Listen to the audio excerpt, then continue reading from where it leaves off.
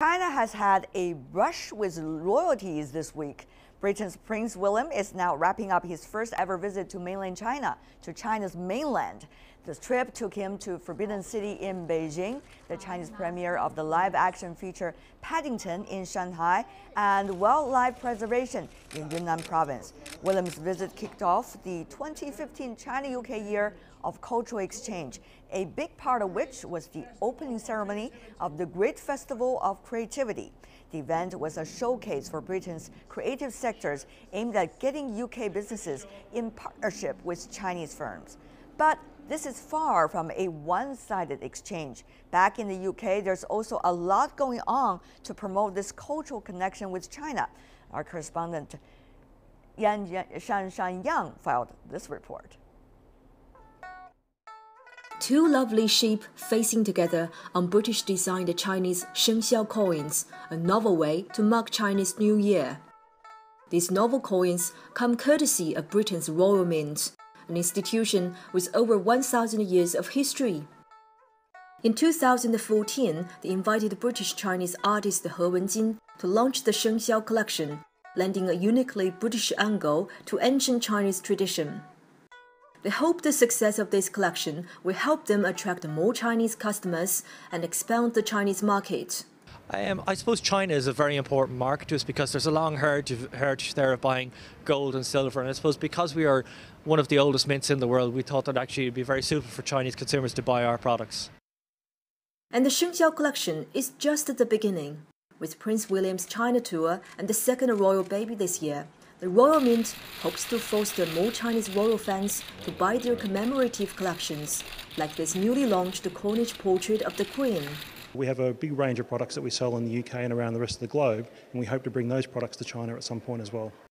But how to get access to the Chinese market? This is a question faced by many British cultural and creative companies.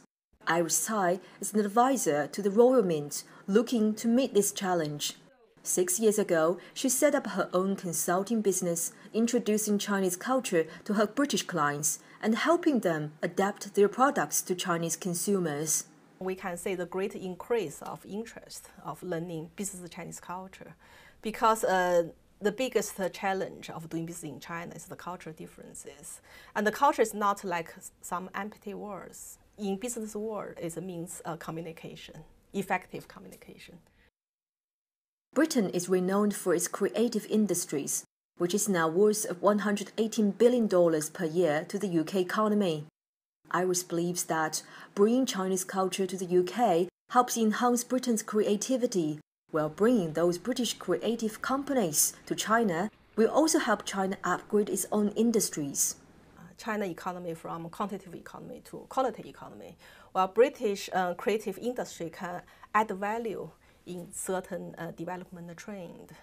And for services industry, we got so many experience in the UK to help Chinese people for the education, for the training, to train the talents in China.